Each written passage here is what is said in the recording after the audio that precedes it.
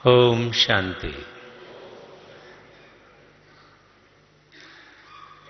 प्यारे बाप दादा ने कल सायंकाल हम सब बच्चों को और चारों ओर देश विदेश के बच्चों को सम्मुख रखते हुए राज दुलारे बच्चे नाम से हमें संबोधित किया। याद है सबको? सब समझते हैं हम राज दुलारे हैं।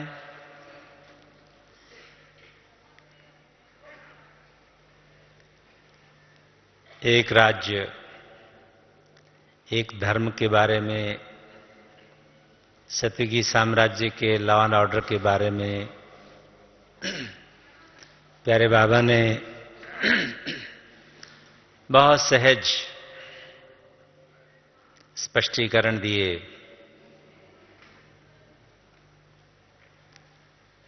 एक राज्य का आधार स्वराज्य और एक धर्म हमारी धारणा जो मुख्य रूप से पवित्रता की है, उसका स्पष्टीकरण बहुत सुंदर बाबा ने दिया। फिर लॉ एंड ऑर्डर के बारे में भी बताया।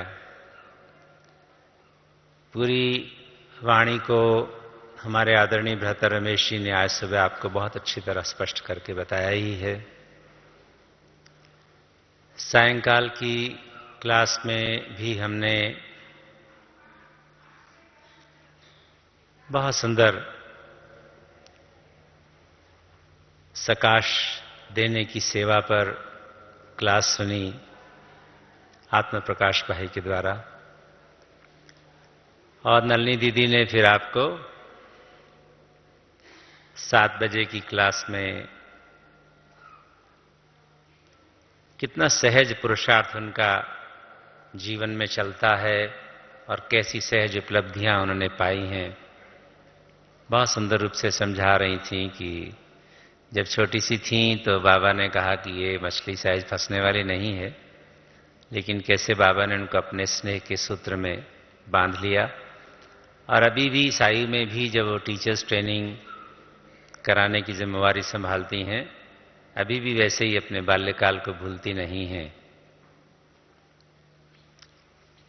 सचमुच देखा जाए तो बाबा के बच्चे बनने के बाद हम सभी को ये जीवन एक बचपन का सा एक बड़ा सुंदर विद्यार्थी जीवन महसूस होता है। और राय दुलारे बच्चे हैं तो जो दुलारे बच्चे होते हैं उनको रात को दादी माँ, नानी माँ बहुत मीठी मीठी कथाएं सुनाती है। रात्रि क्लास वैसे भी कोई बड़ी गुह्य विवेचना का क्लास नहीं होता। आपको सरल रूप से उस एक राज्य में लेकर चलने का प्रयास करेंगे ताकि आपके सामने वो पिक्चर बिल्कुल क्लियर हो जाए कि सतयुग की सृष्टि कैसी, उसकी ज्योग्राफिकल फॉर्म क्या होगा, उसमें किस प्रकार का मौसम, किस प्रकार का राज्य के लोग होंगे, कैसी कैसी टेक्नोलॉजी होगी। कल बाबा ने आपको सतयुग की सैर तो कराई ही, बार बार अपने राज्य को इमर्ज करना भी सिखाया। मुझे आत्मा का जन्म इस ईश्वरी परिवार में 18 जनवरी 1972 को हुआ था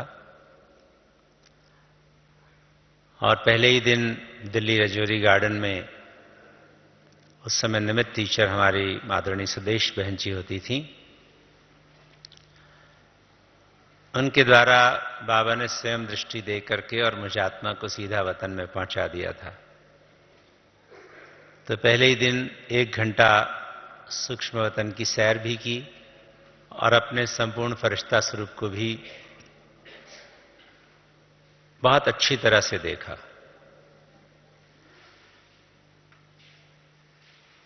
दृष्टि से जन्म होता है तो कोई ऐसी सुखद अनुभूति, गहन अनुभूति हो जाती है जो जीवन भर आपके प्रेरणा का स्रोत बनी रहती है।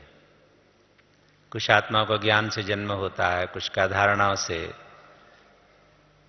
मुझे आत्मा का दृष्टि से जन्म हुआ।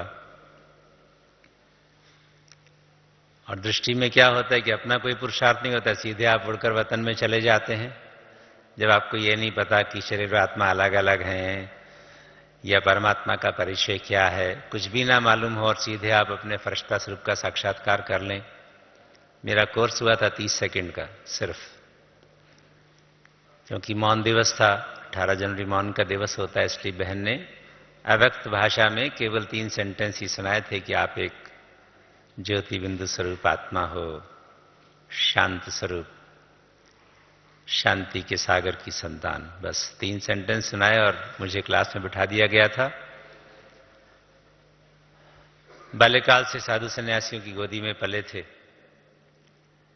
इसलिए जब बहन ने दृष्टि देना शुरू किया, वैसे तो उस समय एयरफोर्स में पायलट अफसर होने की वजह से बहुत हर कार्य को तीव्र गति से करने का अभ्यास था, लेकिन जैसे ही दीदी की दृष्टि पड़ी और जैसे एक एयर कंडीशन वायु आपकी ओर प्रवाहित होती है, ऐसा एहसास हुआ और संकल्प करते ही कि मैं एक शुद्ध आत्मा हूं, सूक्ष्म शरीर के साथ वतन में चले गए। फिर जब दीदी ने कहा कि क्या ऐसी अवस्था का जब चाहो, जितना समय चाहो अभ्यास, खुद इस रूप को इमर्ज करना सीखना चाहते हैं, तो मैंने कहा जरूर सीखना चाहते हैं। तो फिर 7 डेज कोर्स हुआ। 1 मास के बाद ही बाबा से मिलने का अवसर मिल गया। फरवरी के लास्ट में मधुबन आना हुआ था और तब बाबा की जो पहली मुलाकात थी बाबा के कमरे में, आजकल तो डायमंड जुबली हॉल है, इससे पहले हमारे पास ओम शांति भवन में बाबा आते थे, उससे पहले मेडिटेशन हॉल में पांडव भवन में, उससे पहले हिस्ट्री हॉल में। साकार के समय तो केवल हिस्ट्री हॉल ही हॉल होता था। और होली आदि के त्योहार पर बाबा अपने कमरे में, बाबा के रूम में, जहां बाबा की गद्दी बिछी है, वहां दादी गुलजार विराजित थी और मुझे भेज दिया गया कि जाओ भगवान से मिलन मनाओ। और जैसे ही बाबा के सम्मुख जाकर बैठना हुआ, आप सोचिए एक ही स्तर पर, अभी तो वहां बैठते हैं 400 फुट दूर तक बैठना होता है, तब तो 4 फुट की दूरी भी नहीं थी, ये मेज की दूरी भी बड़ी है, बिल्कुल जहां ये गिलास रखा है जैसे यहां बैठे हुए थे और यहां बाबा बैठा था सामने। और इतनी समीपता से बाबा की दृष्टि पड़ते ही फिर वही पहले दिन का अव्यक्त फरिश्ता स्वरूप का साक्षात्कार हुआ। ऊपर नहीं गए, नीचे बैठे बैठे ही बाबा ने फरिश्ता स्वरूप को इमर्ज करके और एक गहन अतीन्द्रिय सुख का अनुभव कराया और पहले ही दिन पावनता का वरदान भी दिया। चले वतन।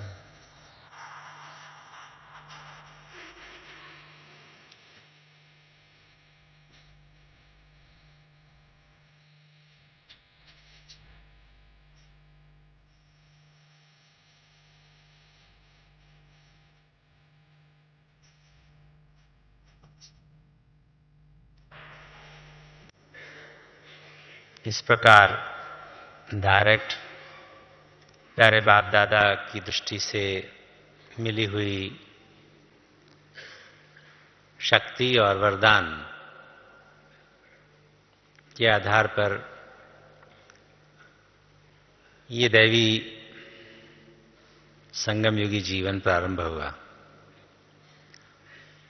बाबा ने कलवाणी में कहा कि सत्युग के लॉ एंड ऑर्डर को जानते हो। क्या लॉ बताया बाबा ने? कौन सा लॉ होता है सत्युग में? किसी को याद है? कौन सा लॉ बताया बाबा ने? सत्युग का लॉ क्या है? उस राज्य में जा रहे हैं जहां लॉ एंड ऑर्डर होगा। ऑर्डर तो ठीक है कि श्रीमत का ऑर्डर होगा, जो अभी हम बाबा से ले रहे हैं वही ऑर्डर्स वहां चलेंगे, लेकिन लॉ कौन सा बताया? किसी को याद है जी? यस, ठीक सुनाई दिया। बेफिक्र बादशाह। सत्युग का लॉ है कि हम सभी बेफिक्र बादशाह होकर वहां रहते हैं और उसका आभास बाबा हमें यहां कराता है। शरीर का नाम अशोक तो लौकिक मां बाप ने दिया था, लेकिन इसको असली स्वरूप में प्रदान किया स्वयं बाबा ने। जब से ज्ञान में आए तब से ये जीवन सदा हर्षित, बेफिक्र, बादशाह जैसा जीवन बाबा ने बना दिया।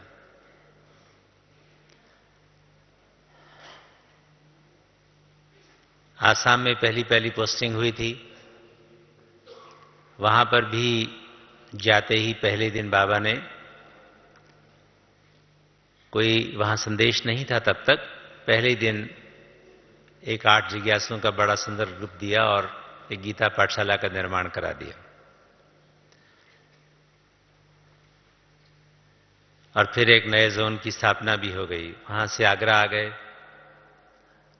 हमारे आदरणीय महेंद्र भाई साहब और विमला दीदी की पालना मिली और भाई साहब ने ही हमको जोनल लेवल की सेवाओं में पारंगत भी किया, सिखाया भी। और वहां से सीधा आबू आना हो गया। समर्पण की प्रेरणा भी महेंद्र भाई साहब से ही मिली और हमारी आदरणीय दीदी,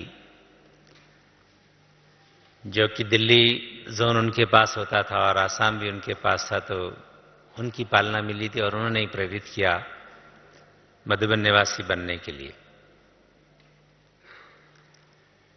और जैसा कि बहन सुना रही थी परिचय में, 1984 में भारतीय वायुसेना में मेरी पोस्टिंग आबू में ही थी और वहीं से वॉलंटियर रिटायरमेंट लेकर के पिछले 25 वर्षों से मधुबन, प्यारे मधुबन में रहने का अवसर मिला है। लेकिन ये 37 वर्ष पूरे कैसे जैसे 37 सेकंड होते हैं, इस प्रकार से गुजर गए। जब आप बहुत आनंदित स्वरूप में रहते हैं, सदा खुशी छाई रहती है, तो समय कैसे बीत जाता है उसका पता नहीं लगता। 1993 की बात है। मैं कुछ ऐसी बातें आपको सुनाऊंगा जिससे विश्व का आपको एक आइडिया हो कि कैसे सारा विश्व एक सतयुग में हो जाता है और हमारा जो राज्य है भारत, कहते हैं कि विश्व में केवल भारत ही रह जाता है, भारत की संस्कृति सिर्फ होती है। उसके आभास भौतिक धरणी पर भी कैसे मिलने प्रारंभ हुए, उनका थोड़ा सा आभास आपको आज दिलाएंगे।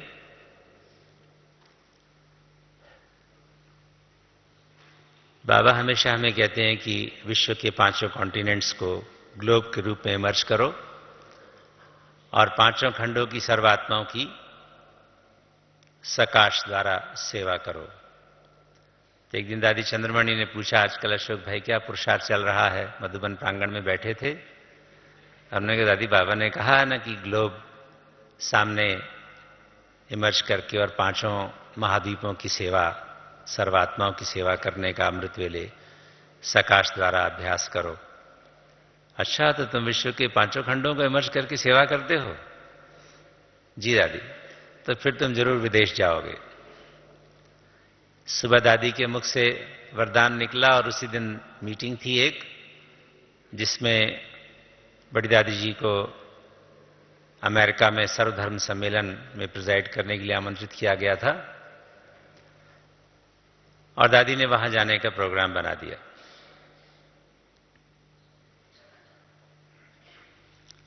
उसके बाद फिर अगले साल फिर अमेरिका जाना पड़ा। फिर 96 में यूएन की मीटिंग हुई इस्तांबुल में। इस्तांबुल एक ऐसा संगम का प्रतीक है, एक शहर है, वो राजधानी है तुर्की की, मगर उसमें आधा शहर एशिया में है, आधा शहर यूरोप में। बीच में छोटा सा समुद्र आता है, उसके ऊपर एक पुल बना हुआ है। इधर जो लोग रहते हैं वो एशिया में रहते हैं, उधर जो लोग रहते हैं वो यूरोप में रहते हैं। कई लोग एशिया से यूरोप में सेवा करने जाते हैं, शाम को लौट के एशिया आ जाते हैं। ऐसे लोग भी हैं। बहुत सुंदर ऐतिहासिक स्थल है। वहां आपको अलेक्जेंडर के समय के बने हुए मकान भी मिलते हैं। इतना पुरातत्व इतिहास मैंने केवल इस्तांबुल में ही देखा, जहां 2300, 2200, 2300 वर्ष पुराने मकान भी थे। और ऐसे एक मकान में अपना एक भाई, बाबा का बच्चा रहता था। जिसकी दूसरी तीसरी मंजिल में तो कोई चढ़ता नहीं था, केवल नीचे की स्टोरी में लोग रहते थे। ऐसा जर्जरी भूत मकान था वो। और उस समय वहां की ईंटें अगर देखी जाए तो उसमें राजा के नाम छपे हुए थे। पुरानी चीजों को देखने का मुझे बहुत शौक रहा है।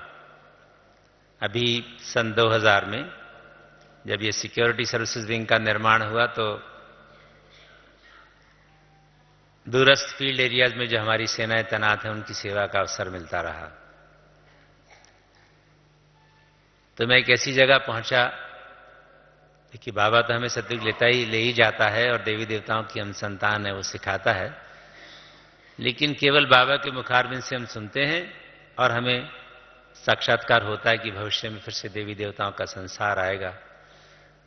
पहले भी कभी था, फिर निर्मित होगा, लेकिन उसकी यादगार कहीं भारत में आपने इस धरती पर देखी है जहां कोई लोग ऐसे रहते हों जो कहें कि यहां हम देवी देवताओं की संतान है? कहीं देखा? किसी ने देखा? कहीं नाम सुना आज तक? कोई ऐसा गांव देखा आपने? देखा? नहीं देखा? चलो आज आपको ले चलते हैं। गंगा, जमुना, सरस्वती, ये 3 नदियों के नाम आपने सुने हुए हैं।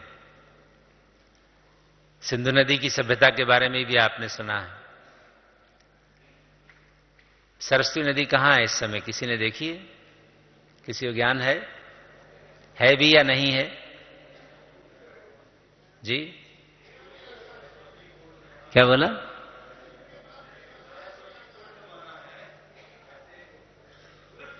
भरतपुर में एक कुंड बना है जो सरस्वती से संबंधित है। ये तो मात्र कथाएं हैं। भीमगोड़ा हर जगह आपको पांडवों का मिल जाएगा, जबकि भीम कभी था ही नहीं। ऐसे बहुत से यादगार नाम के वास्ते तो बहुत जगह हिंदुस्तान में हमारे शास्त्रों की वजह से बने हुए हैं, लेकिन धरती पर कोई व्यक्ति कहे कि हां मैं देवी देवताओं की संतान हूं, ऐसा कोई प्रमाण नहीं मिलता। अब 21वीं सदी है, अब बाबा कह रहा है कि बहुत जल्दी अचानक सब परिवर्तन होगा, तो अचानक ऐसी कोई चीजें भी मिलनी शुरू हो गई हैं जिससे हमें सत्य की सृष्टि की कंटिन्यूटी देख सकें। अब हम राज्य पर आ रहे हैं, कहां से कहां तक राज्य का विस्तार होगा। तो कारगिल में हम लोग सेवा पर गए हुए थे और वहां से हम लोग थोड़ा दूर सिंधु नदी के किनारे एक रात रुके और वहां के कैप्टन ने मुझे बताया कि सर यहां एक ऐसा गांव है जहां ओरिजिनल आर्यंस रहते हैं और वो अपने आप को बिल्कुल अलग दिखते भी हैं और अलग अपनी अस्तित्व भी मानते हैं। तो मैंने कहा दिखाओ भाई वो गांव कैसा है। उस गांव में पहुंचे, हम घूम रहे थे, देख रहे थे, तो एक बच्चा स्कूल का, हम लोग मंदिर से एक बाहर आए, वहां कोई बुद्ध का मंदिर था, तो मुझे पूछता है एक्सक्यूज मी सर, आप देवी देवताओं में विश्वास रखते हैं? वो गांव थोड़ा डिफरेंट था बाकियों से। वहां के लोग छोटी नाक वाले, थोड़े सांवले रंग के होते हैं। बहुत सर्दी जहां होती है वहां लोग गोरे नहीं होते हैं, थोड़े सांवले हो जाते हैं। उस एरिया की बहुत ठंडी पड़ती, -30-40 डिग्री टेम्परेचर होता है, तो वहां आप गोरे नहीं रह सकते। श्रीनगर तक तो आप गोरे महसूस करते हैं, अपने आप को देखते हैं लोग, लेकिन बहुत हाई ऑल्टीट्यूड में, बहुत सीवियर टेम्परेचर्स में वो रंग नहीं रहता है। लेकिन उस गांव के लोग बहुत गोरे गोरे थे, लंबी नाक वाले, बहुत सुंदर सुंदर लोग थे। तो मैंने कहा भाई तुमने ये सवाल क्यों पूछा है? क्या मैं देवी देवताओं में विश्वास रखता हूं? मुझसे पूछ रहा है वो। पहली बार मैंने कोई धरती पे ऐसा जीव देखा जो मुझसे पूछे कि क्या आप देवी देवताओं में विश्वास करते हैं? मैंने कहा तुम क्यों विश्वास करते हो? अरे सर मैं तो देवी देवताओं की संतान हूं, मेरे पूर्वज देवी देवता होते थे। उससे कोई ज्ञान नहीं था बिल्कुल। और वो गांव इतना दूरस्थ है, कोई विरला विरला वहां पहुंचता है। तो मुझे बहुत खुशी हुई है कि ऐसे इंसान को देखकर। 12वीं क्लास में पढ़ता था वो बच्चा। तो मैंने कहा अच्छा बेटा तुम क्या अभी भी देवी देवताओं जैसे हो? कि नहीं सर अभी तो बिल्कुल नहीं। ये तुम्हें पक्का है कि तुम्हारे पूर्व देवी देवता थे? कि हाँ मेरे माता पिता ने बताया, उनको उनके पिताजी ने बताया, उनको उनके पिताजी ने बताया। यानी there is a continuity of culture. मैंने कहा आप फिर से देवी देवता बनना चाहते हो? कि जरूर बनना चाहता हूं। तो हम आपको एक ऐसा रास्ता दिखा सकते हैं जिससे फिर तुम अपने पूर्वजों जैसे देवी देवता बन जाओ। मैं सिर्फ देवी देवताओं में विश्वास नहीं रखता, मैं तो मनुष्य को देवी देवता बनाने का कार्य ही करता हूं। बहुत खुश हुआ वो कि एक ऐसा इंसान तो मुझे मिला जिंदगी में जो मेरी तरह देवी देवताओं में आस्था रखता है और सचमुच देवी देवता बनने का संकल्प स्वयं में भी है और दूसरों को भी बनाने का पुरुषार्थ करता है। यानी पहली बार सन 2005 में एक ऐसा स्थान देखने को मिला जहां के लोग ये आस्था रखते हैं। और उनके नैन नक्श आप सतयुगी देवी देवताओं के चित्र देखते हैं, हमारे जो मॉडल्स बने हुए हैं बिल्कुल एग्जैक्टली ऐसे ही हैं अभी भी। एक बार भुज में जाना हुआ और भुज से हम एक गांव में, किसी ने कहा कि यहां एक जमीन के अंदर छुपा हुआ शहर है, उसकी खुदाई हुई है, वो जाके देखें आप। तो हरप्पन कल्चर का एक्चुअली जो हरप्पन कल्चर शुरू हुआ था वो सरस्वती नदी के किनारे किनारे हुआ था। मैंने सरस्वती नदी के बारे में आपसे पूछा था, अभी तक तो सरस्वती के बारे में मालूम नहीं था, लेकिन पिछले 20 वर्षों में बहुत अच्छी रिसर्च हुई है और उसमें सरस्वती नदी जो अंडरग्राउंड हो गई है उसका सारा का सारा रूट नई साइंटिफिक टेक्निक के द्वारा एयरक्राफ्ट से पिक्चर्स ली जाती हैं, जो जमीन के अंदर कोई नदी बह रही हो उसका भी चित्रण हो जाता है। तो पूरी सरस्वती नदी का रूट दोबारा से वैज्ञानिकों ने खोज निकाला है। वो उत्तर में जहां सिंधु नदी बहती है और पाकिस्तान में जाती है, उस तरफ से वो सरस्वती नदी शुरू होती थी और फिर नीचे आकर हमारे राजस्थान में से गुजरती हुई, हम राजस्थान में ही हैं, और गुजरात में जहां भुज प्रारंभ होता है, जहां छोटा रण है, वहां वो समुद्र में मिल जाती थी। पूरा का पूरा रूट बना हुआ है। जो इंदिरा गांधी कैनाल है उसके पास से कई बार सरस्वती नदी के एरिया गुजरता है। अभी भी आप जमीन में, साइंटिस्ट लोग जो होते हैं ना, वो जमीन पर विश्वास रखते हैं, तो उन्होंने बोरवेल नीचे खोद करके नीचे सरस्वती का पानी निकाला है। यानी आज भी सरस्वती नदी अंडरग्राउंड बहती है। जब द्वापर का प्रारंभ हुआ उस समय एक विनाश लीला होती है, तब से वो जमीन में चली गई। तो उसकी यादगार तो है, लेकिन किसी ने देखी नहीं थी। अब वैज्ञानिकों ने उसको फिर से खोज निकाला है। देखिए, सब चीजें धीरे धीरे निकलनी शुरू हो जाती हैं समय अनुसार।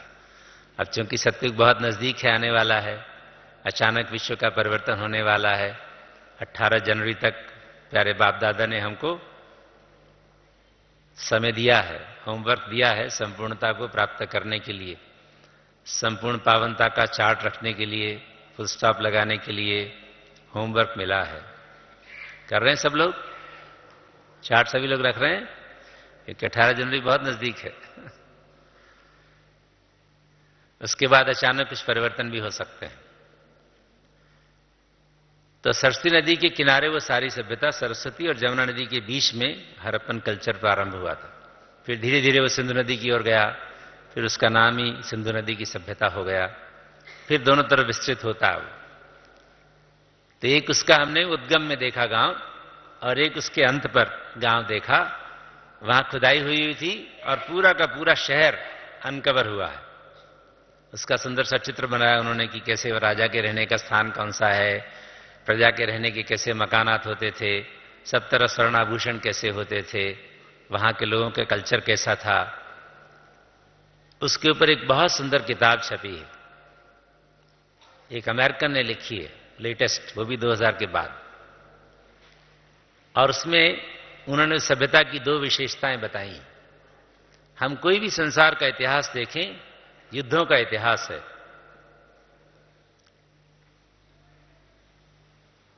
और धर्मों के युद्धों का इतिहास है। यानी कोई अपना अपना पूजा का तरीका है, हमारा दूसरे का अलग है, और हम आपस में लड़ते रहते हैं। तो जहां पूजन होते हैं, मंदिर होते हैं, वहीं कल्चर नया नया डेवलप होता है। कोई मस्जिद किनारे, कोई मंदिर किनारे, कोई क्रिश्चियंस की चर्च किनारे। यानी अलग अलग कल्चर्स हैं, अलग अलग पूजा की विधियां हैं, और आपस में युद्ध है। आप द्वापर के प्रारंभ से इतिहास सारा देख लीजिए। जो भी रिटर्न इतिहास है, लड़ाइयों का इतिहास है। कोई 100-200 साल ऐसे नहीं गुजरे जब बहुत से युद्ध ना हुए हों। अभी 20वीं सदी को भी आप देख लीजिए। लेकिन उस कल्चर के बारे में ऐसा कहा जाता है कि वो एक ऐसा कल्चर था, हरप्पन कल्चर, जिसमें 1000 से अधिक वर्ष तक कोई युद्ध नहीं हुआ। उस कल्चर में जो 1000 वर्ष से अधिक रहा, कोई युद्ध नहीं हुआ, पहली बात। दूसरी विशेषता थी कि वहां कोई मंदिर नहीं मिला, कोई पूजा का स्थान नहीं था। ऐसा कल्चर जहां कोई पूजा का स्थान नहीं है और जहां कोई युद्ध नहीं है, ऐसा धरती में से निकालकर उन्होंने वो पूरा कल्चर दिखाया हुआ है। उसी का वो एक हिस्सा चैतन्य, जो मैं आपको पहले सुना रहा था, वो उत्तर में देखा और उस उत्तर के मुकाबले में दक्षिण में, वैसे भारत के पश्चिम में भुज है, दूसरा किनारा वो देखने को मिला। तो ये सभ्यता इस प्रकार समुद्र के किनारे तो सभ्यता होती ही नहीं थी, नदी किनारे उन दिनों सभ्यता होती थी। जमुना और सरस्वती के बीच में मेन कल्चर था और वो कश्मीर से लेकर के और काशी तक शुरू में उसका विस्तार होता है, फिर थोड़ा आगे बढ़ता है ईस्ट में और नॉर्थ में। तो त्रेता के अंत की सभ्यता समझिए, हड़प्पन कल्चर को हम कह सकते हैं। सतयुगी कल्चर की तो कोई यादगार नहीं है, लेकिन त्रेता के अंत के कल्चर की यादगारें अभी भी हमको दिखाई देती हैं। तो त्रेता से सतयुग तो कंटिन्यूस ही था, एक जैसे जमीन पर कुछ प्रमाण दिखाई देने शुरू हो गए। अब इस बात का क्या विश्वास हो कि यही कल्चर सारे विश्व में फैला हुआ था? तो बाबा ने जब कुछ दिखाना होता है तो ऐसे सीन इमर्ज होने शुरू हो जाते हैं। पिछले वर्ष मुझे अचानक कोलंबिया जाने का अवसर मिला। जाना मैक्सिको था, लेकिन मैक्सिकन वीजा नहीं मिला, इसलिए कोलंबिया जाना पड़ा। मुझे नहीं पता था उसमें क्या राज है। जिसके साथ जाना था टिकट विकेट सब कोलंबिया की थी, मैक्सिको की थी। मैंने सिर्फ कोलंबिया की टिकट इसलिए ली थी कि मैक्सिकन वीजा नहीं था। 2 दिन के लिए कोलंबिया गए और वहां के शहर में, वहां की जो राजधानी है बोगोटा, वहां में एक म्यूजियम देखने को मिला। देखिए, पहले हम भारत की बात कर रहे हैं, भारत में उत्तर और दक्षिण, उत्तर पश्चिम भारत की बात हो रही है। और ये जो कोलंबिया है, ये पूरे विश्व में अगर पाताल लोक में चले जाए ना, ऊपर से यहां भारत है तो बिल्कुल उसके बॉटम में अमेरिका, और अमेरिका में भी साउथ अमेरिका में कोलंबिया है। और बहुत प्राचीन कल्चर माना जाता है वहां का। मायान कल्चर मैक्सिको का है, आप लोगों ने उसके बारे में पढ़ा होगा। आजकल बड़ी फिल्में बननी शुरू हो गई हैं। 2012 में विनाश होगा, ऐसा मायान कल्चर में लिखा हुआ है। ऐसी फिल्में आप लोगों में से किसी ने हो सकता है देखी भी हो, लेकिन अगर इतिहास पढ़ा है तो मायान कल्चर के बारे में सबने पढ़ा होगा। मायान कल्चर से भी पूर्व का कल्चर कोलंबिया में होता था, ऐसा वहां जाकर के पता लगा।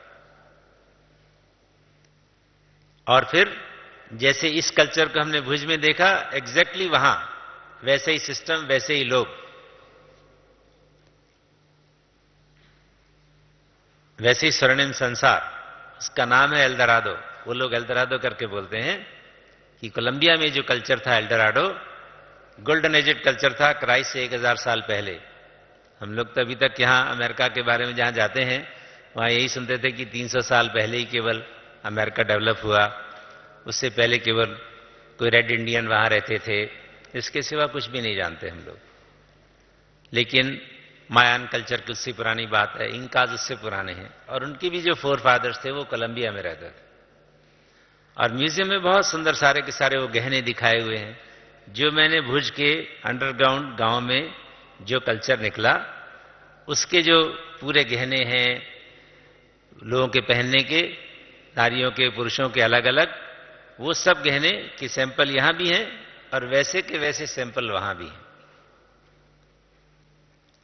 कहां भारत का पश्चिम भाग और कहां साउथ अमेरिका का पश्चिम भाग, यानी बिल्कुल ऐसे पाताल लोक। मैंने कहा ना 25 घंटे लगते हैं यहां से बाय फ्लाइट कोलंबिया पहुंचने के लिए। यहां से 8 घंटा लगते हैं यूरोप जाने के, वहां से 8 घंटा न्यूयॉर्क, वहां से 8 घंटा कोलंबिया जाने के लिए। इतना दूर स्थान है विश्व के दूसरे कोने में, एंड कल्चर एग्जैक्टली सेम। मैं देखते ही हैरान हो गया कि अरे ये तो मैं वहां म्यूजियम में देख के आया, ये यहां भी देखने को मिल रहा है। वहां भी 1000 ईयर्स बीसी की बात है, यहां भी 1000 ईयर्स बीसी की बात हो रही है। यानी त्रेता के अंत का जो कल्चर है वो चाहे भारत का हो या कोलंबिया का हो, बिल्कुल एक जैसा है। रास्ता कौन सा अपनाया होगा देवताओं ने वहां पहुंचने में? नेचुरली जब शुरू में सतयुग था तो केवल भारत में ही था, पूर्व पश्चिम में फैला हुआ। जमुना नदी के कंठे पर बाबा कहते हैं सारा कल्चर है, तो जमुना सरस्वती के बीच का, फिर धीरे धीरे गंगा नदी तक जाना शुरू हुआ, फिर और आगे बढ़ा। और इधर उत्तर में सीधा कश्मीर में से, जिस स्थान की मैं उस आर्यों के गांव की बात कर रहा हूं, वहां से एक सीधा रास्ता चाइना और पाकिस्तान के बीच में से निकलता हुआ रशिया की तरफ चला जाता है। और रशिया में से साइबेरिया होता हुआ एक रास्ता सिएटल में जाता है। जैसे ये भारत है, हम भारत के ऊपर रशिया में जाएं, रशिया से साइबेरिया में। साइबेरिया का नाम सुना आप लोगों ने? सुना? साइबेरिया कैसा है देखने में? कोई सुनता हो तो किसको मालूम है बोले, कैसा है साइबेरिया? जी, बर्फ ही बर्फ है। एशिया की जितना बड़ा साइबेरिया है, जितना बड़ा एशिया महाद्वीप है, करीब करीब उस साइज का वो एक साइबेरिया है। यानी 80% of Asia is in Siberia and it is full of ice. Total ice he ice होती है। सत्युग में ऐसा होगा? सत्युग में कैसा एरिया हो सकता है जहां आइस ही आइस हो? कैसे हो सकता? सत्युग में तो सदाबहार मौसम होता है। ऐसी अगर धरती है मान लिया ये, और ये 23 डिग्री मुड़ी हुई है, क्यों आइस होती है और क्यों नहीं होती आपको थोड़ा सा बता दें। ये 23 डिग्री का टिल्ट है। ये पोर्शन जो सूर्य के सामने, जब ये सूर्य का चक्कर लगाती है धरती, मान लीजिए ये सूर्य है और उसके धरती चक्कर लगा रही है, तो ये जो टिल्ट है उसका कारण है। ये पोर्शन सामने आता है तो यहां गर्मी होती है और यहां सर्दी होती है, और ये घूम करके ऐसा आता है तो ये सामने पड़ जाता है, यहां गर्मी होती है और यहां सर्दी होती है। आज भारत में सर्दी है, इधर हैं हम, तो ऑस्ट्रेलिया में इस समय गर्मी पड़ रही है। अगर इस टिल्ट को ऐसे कर दिया जाए तो ये धरती ऐसे पूरी घूमती रहेगी और ना इधर भी सर्दी होगी ना इधर भी गर्मी होगी, दोनों तरफ एक जैसा मौसम होगा। अगर ये टिल्ट 23 डिग्री से 3 डिग्री भी हो जाए, जैसा कि सत्युग में होता है, तो सर्दी गर्मी जो एक्सट्रीम है वो समाप्त हो जाती है और सदाबहार मौसम रहता है। वैसा का वैसे ही धरती चक्कर लगा रही है और सदाबहार मौसम हो जाता है। कितना आसान है। एक हल्का सा टिल्ट ऐसा हुआ, सुल्टी से उल्टी से सुल्टी हुई और फट सब कुछ सदाबहार मौसम हो गया। उस समय साइबेरिया बिल्कुल हरा भरा होता है। भले वहां कल्चर नहीं होता, मेनली जंगल ही होते होंगे, लेकिन जब त्रेता युग में जाकर हमारी आबादी बढ़ जाती है, तब हम भारत से, उत्तर भारत से निकलते यूरोप में जाकर के, यानी रशिया में जाकर के साइबेरिया क्रॉस करते करते, अभी भी साइबेरिया का अगर आप ईस्टर्न एंड देखें तो वो अमेरिका से जाकर मिलता है अमेरिका के वेस्टर्न एंड से। वेस्टर्न अमेरिका, अमेरिका का पश्चिम, साइबेरिया का पूर्वी इलाका, दोनों ऐसे मिले हुए हैं आज भी। और जब सतयुगी संसार होता है तो और बड़े आराम से वहां से पैदल निकलने का भी रास्ता है। चाहे आप हवाई जहाज से जाइए, चाहे आप पैदल जाइए, आप क्रॉस कर सकते हैं। सतयुगी जहाज कोई समुद्र के ऊपर नहीं जाते हैं। There are low flying aircrafts, they move all the way on the ground. तो बड़े आराम से आजकल भी ऐसे जहाज हैं जो बड़े छोटे बड़े सुंदर फैमिली एयरक्राफ्ट्स होते हैं, 4 आदमी उसमें बैठे खूब मजे से आप उड़िए, और कठिन नहीं होते बनाने के लिए। ऐसी सतयुगी जहाज बहुत सहज होते हैं, बनाना कोई मुश्किल नहीं होता। वहां के जो विमान होते हैं, आप विमान से आराम से उस रास्ते से साइबेरिया में से निकलते। उसका नाम नोवासिबिर्स्क है, जो साइबेरिया की राजधानी है। एक ऐसा निमंत्रण भी मिला है कि 18 जनवरी के तुरंत बाद मुझे आत्मा को साइबेरिया में जाना होगा। वैसे तो आजकल सर्दियों में टेम्परेचर वहां -30 से नीचे होता है। -30 माना 0 से 30 डिग्री नीचे। यहां 0 डिग्री हो जाए तो ठंडी लगनी शुरू हो जाती है, -2-3 डिग्री हो तो कांपते हैं हम लोग, और वहां -30 से भी नीचे रहता है टेम्परेचर। लेकिन वहां भी बाबा के बच्चे हैं। जब बाबा ने वहां सेंटर बना रखा है तो देखेंगे -30 के नीचे कैसा होता है। लेकिन वो सारा रास्ता जो है, और साइबेरिया से होते जो आप अमेरिका में एंटर करते हैं तो एक स्थान आता है सिएटल, अलास्का के बाद, और सिएटल से अगर आप डाउनवर्ड जाना शुरू कर दें तो कोलंबिया तक जा सकते हैं। यानी एक बहुत सहज एक रूट है। और वहां पर एक ऐसा गांव है साइबेरिया की बिगनिंग में, जहां के लोगों की आस्था है कि भारत से आर्य लोग ऊपर आए हमारे यहां, और उसके बाद वो लोग ईस्ट में, साइबेरिया के ईस्ट में जाते हैं, तो ईस्ट में जाते जाते उधर से, क्योंकि धरती गोल है, अगर आप यहां पूरब की ओर जाएंगे तो इधर का पश्चिम पूरब में मिला होता है। अमेरिका का पश्चिमी पार्ट और साइबेरिया के पूर्वी पार्ट मिल जाते हैं। इस प्रकार से पूरी धरती आप कवर कर लेते हैं। इंडिया से यूरोप, यूरोप से साइबेरिया, साइबेरिया से अमेरिका, और अमेरिका से डाउन साउथ, साउथ अमेरिका पहुंच जाते हैं आप। पूरा का पूरा रूट बना हुआ है। और ऐसा मैंने सुना है, आप जाके देखेंगे कि वहां के लोग कैसे हैं। उन लोगों ने पीएचडी की हुई है वहां। कुछ ऐसे बाबा के वहां बच्चे हैं जिनको बहुत अच्छी तरह वहां ज्ञान है लोगों को कुछ। तो जाकर देखने को मिलेगा कि किस प्रकार से भारत से देवी देवता लोग नॉर्थ इंडिया की तरफ से होते हुए, साइबेरिया से होते हुए अमेरिका चले जाते हैं। समुद्र में जाने की आवश्यकता नहीं। धरती आपस में जुड़ी हुई ही है। अभी भी विश्व आपस में जुड़ा हुआ है। कुछ रूट्स ऐसे बने हुए हैं कि by road you can travel right up to America. वैसे तो आमतौर पर अमेरिका जाना हो तो यहां से पहले यूरोप जाना पड़ता है, वहां से पूरा करीब 500-600 मील का समुद्र पार करना पड़ता है, तब जाकर आप अमेरिका पहुंचते हैं। लेकिन धरती के रास्ते जाना हो तो वाया साइबेरिया रास्ता अभी भी बना हुआ है। यानी सत्युग में भी सचमुच एक भारत का जो कल्चर है वो सारे विश्व में व्याप्त होता है। दूसरे देशों में सभ्यता तो होती नहीं। सभ्यता को परिवर्तन करने के लिए तो प्रकृति का भी आदेश होगा, एक जल तत्व भी थोड़ा अपना रूप दिखाएगा, तो जो भी समुद्र के किनारे बसे हुए सब जितने गांव शहर हैं सब के सब समुद्र के अंदर। भारत की बंबई जाए समुद्र में, वो तो हम मुरली में ही पढ़ लेते हैं, लेकिन अकेली बंबई थोड़ी जाएगी। पूरा अमेरिका के चारों तरफ जितने भी शहर मेन कल्चर्स हैं, पूरा का पूरा इंग्लैंड समुद्र में, उधर पूरा जापान समुद्र में। तो जो मेन आबादी वाले स्थान हैं, शहर हैं, वो सब के सब एक सुनामी में ही समा जाते हैं अपने जल में। जहां से निकले वहीं चले जाते हैं। पूरा अरब चला जाता है नीचे। बंबई के आमने सामने समुद्र जब एक सुनामी आए तो इधर से भारत का टुकड़ा जाएगा, उधर से अरब भी जाएगा। तो ऐसे मेन आबादी के जितने भी इलाके हैं वो सभी पानी में चले जाते हैं। अगर आप लोगों ने कुछ पर्यावरण के बारे में, ग्रीन हाउस इफेक्ट के बारे में, ग्लोबल वार्मिंग के बारे में पढ़ा हो, कभी वो आपने देखा हो जब एक टीवी में न्यूज आती थी कि वो उत्तरी ध्रुव जो है वो पिघल रहा है और वो धरती में समा जाने वाला है, वगैरह वगैरह बहुत सारी बातें आती थी।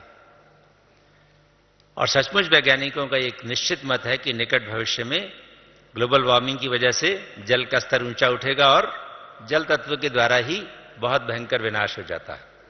हमारी दादी जी भी इस बात के लिए कभी कभी हमें बताया करती थी कि उन्होंने जब विनाश का साक्षात्कार किया, दादी प्रकाशमणि ने, तो जल तत्वों को मेन रूप से परिवर्तन का साधन देखा।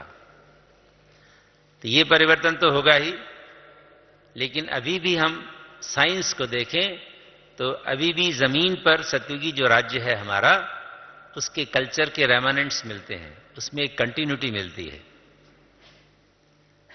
तो यहां से लेकर साइबेरिया होकर के, सिएटल होकर के कोलंबिया तक पूरी धरती में जैसे भारत का कल्चर अमेरिका के साउथ अमेरिका तक पहुंच जाता है। इस प्रकार सारे विश्व में भारतीय कल्चर का विकास होता है। इधर अफ्रीका तो हमसे जुड़ा ही हुआ है, तो जो मेन कॉन्टिनेंट्स हैं, एक ऑस्ट्रेलिया को छोड़ दें फॉर द टाइम बीइंग, क्योंकि वो मोस्टली समुद्र में से निकला और उसने वहीं चले जाना है, तो सारा जो विश्व है वो एक राज्य के रूप में विकसित हुआ ही पड़ा है। और हम बाबा के बच्चे अब उस एक राज्य के मालिक बनने जा रहे हैं। विश्व परिवर्तक बाबा ने हमें ये विशेष बातें कही कि आप कैसे जब सोचते हैं मैं और मेरा की बात करते हैं तो कोई मैं के साथ एक समान जोड़ लो कि मैं विश्व का परिवर्तक, मास्टर सर्वशक्तिवान, कोई भी एक समान हम ले लें, आत्मा हूं। और जब मेरा की बात करें तो मेरा बाबा सिर्फ याद आए। भाव भावना की बात बाबा ने कही तो सदा आत्मिक भाव हो और सबके प्रति शुभ भावना हो। बहुत से सुंदर राइमिक वर्ड्स बाबा ने कल हमको समझाए और बहुत सुंदर विधि विधान बताया कि कैसे, किस आधार से आपका एक राज्य होगा और एक धर्म, पवित्रता की धारणा वहां कैसी होगी सबके मन में, एक नेचुरल रूप में। और जहां पवित्रता होती है वहां सुख शांति तो उसके बच्चे के रूप में होते ही हैं। इसलिए सुख शांति का साम्राज्य तो आया कि आया, और हम स्वयं अभी बेफिक्र बादशाह तो बने हुए ही हैं। इसलिए सतयुगी लॉस को तो फॉलो कर ही रहे हैं, लेकिन इसमें एक सदा काल की बात रहे। और परिवर्तन को ध्यान में रखते हुए बाबा ने 3 शब्द कौन कौन से कहे? एवर रेडी, गुड अचानक, एवर रेडी और बहुत काल। तो अभी से जब बाबा ने हमको वार्निंग देकर के 18 जनवरी का टारगेट दे दिया और होमवर्क दे दिया है, तो ये तो निश्चित है कि आप सभी 18 जनवरी तक अपने पुरुषार्थ की गति को, जैसे डबल विदेशियों को बाबा डबल पुरुषार्थी कहता है या तीव्र पुरुषार्थी कहता है, और खास बाबा ने डबल विदेशियों को इस बार बहुत शक्ति से भरपूर भी किया कि मिलकर प्रोजेक्ट बनाओ, विदेश के लोग आकर भारत के कुंभकर्णों को जगाएं। बाबा हमेशा बहुत सुंदर सुंदर वरदानों से हमें भरता रहता है, लेकिन समय की सावधानी बाबा ने हमें दी है। मैंने आपको ये चक्कर सृष्टि का इसलिए लगवाया कि अभी भी रेमनेंट्स के रूप में क्लियर आइडेंटिफिकेशन जमीन पर सतयुगी कल्चर की मिलनी शुरू हो गई हैं, और अपने विकसित रूप में सतयुगी कल्चर अब आने वाला है। लेकिन और उसमें जाएंगे भी हम अपने इन नए संस्कारों को इमर्ज करके नए संसार में जाएंगे। तो उन संस्कारों को भी संपूर्ण रूप से इमर्ज करें, साथ साथ जो विश्व परिवर्तक का टाइटल हमको बाबा ने दिया है, जिसमें विश्व की सर्वात्माओं को सकाश द्वारा सेवा करते हैं, पांचों तत्वों की भी हम सकाश द्वारा सेवा करते हैं। एक छोटा सा अनुभव सुना के 3 मिनट का पूरा करूंगा। मुझे एक संकल्प हमेशा रहता था कि ग्लोब को इमर्ज करना, वतन में जाके बाबा के साथ सकाश द्वारा पांचों कॉन्टिनेंट्स की आत्माओं को इमर्ज करके बारी बारी उनकी सेवा करना। ये तो बहुत समय का पुरुषार्थ हम सबका रहा है, आप सब भी करते होंगे। लेकिन 5 तत्वों की सेवा कैसे करें, ये थोड़ा सा मुझे प्रश्न रहता था। तो जब कोई प्रश्न का समाधान खुद को न सूझे तो भगवान उसका समाधान तो देता ही है। तो एक बार बैठा था अमृतवेले योग में, तो बाबा ने बड़ा सुंदर एक दृश्य इमर्ज किया। बाबा ने कहा, देखो बच्चे, मेरे पास वतन से नीचे 5 ग्लोब पर पांचों कॉन्टिनेंट्स तो आप देख रहे हो। तो इधर अमेरिका दिखाई दे रहा था, उसके बाद यूरोप, उसके बाद अफ्रीका, उसके बाद एशिया और उसके बाद ऑस्ट्रेलिया, पांचों आराम से दिखाई देते थे। तो बाबा ने 5 वर्ष दादियों को इमर्ज किया।